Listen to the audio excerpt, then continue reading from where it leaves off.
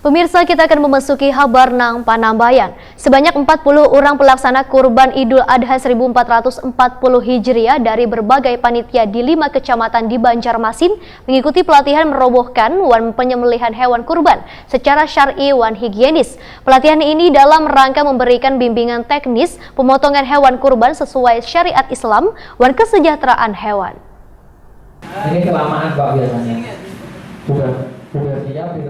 Sebanyak 40 orang pelaksana kurban Idul Adha 1440 Hijriah dari berbagai panitia di 5 kecamatan di Banjarmasin mengikuti pelatihan merobohkan wan penyembelihan hewan kurban secara syar'i wan higienis di RPH Jalan Tembus Mantuil, Banjarmasin Selatan, Baisukan, Selasa 6 Agustus 2019.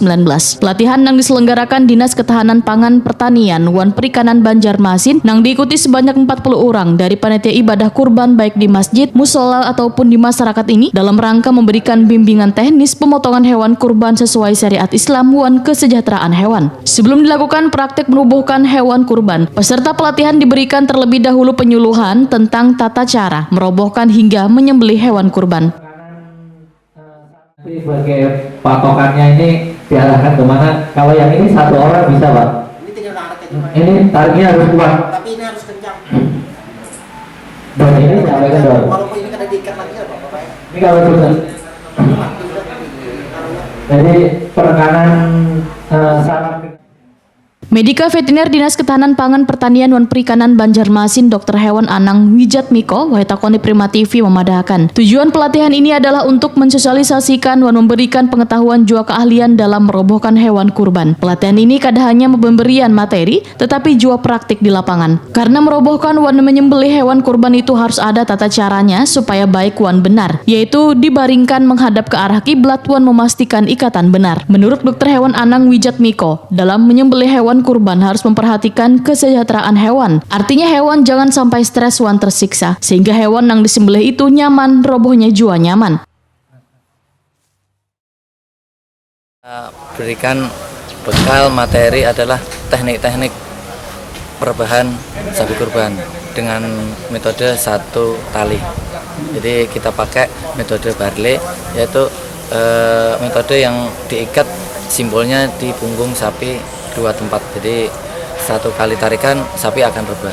Itu akan lebih aman dibandingkan dengan sapi yang dikasih kayu di bagian kakinya. Itu akan sangat menyiksa. Jadi kita bekali pengetahuan tentang perobohan sapi dengan teknik barle dengan satu tali dengan sekali tarik. Seperti itu.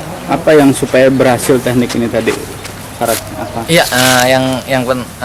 teknik yang ini bisa berhasil adalah kekuatan bagi panitia atau petugas yang menarik sapinya di bagian belakang. Karena satu kali tarikan dengan kekuatan penuh sapi akan roboh. Jadi itu kalau sudah roboh jangan sampai dikendurkan talinya, karena kalau kendur sapi akan bangkit lagi. Jadi tetap harus kondisi kencang dan kuat, baru bisa nanti diikat keempat kakinya.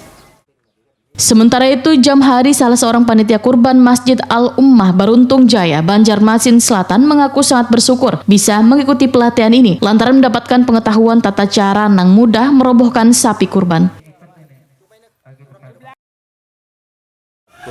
Perobohan sapi itu tadi itu menambah ilmu bagi kita kan, dan sebelumnya kami belum pernah melaksanakan seperti itu. Cuma dengan kita mengikuti praktik yang ada yang kita dilaksanakan tadi, itu menambah pengalaman dan itu sangat praktis untuk penyembelihan. Nah itu. Biasanya pakai cara merobohkan sapi itu? Biasanya pakai cara apa ya di kampung? Kalau biasanya kami pakai untuk merobohkan sapi itu memakai orang banyak kan, diikat kakinya, kaki depan, kaki kiri disilang, baru dirabahkan. Itu pun tidak mau sekali. Nah, jadi itu bangkit lagi dia kan, terus dilaksanakan terus.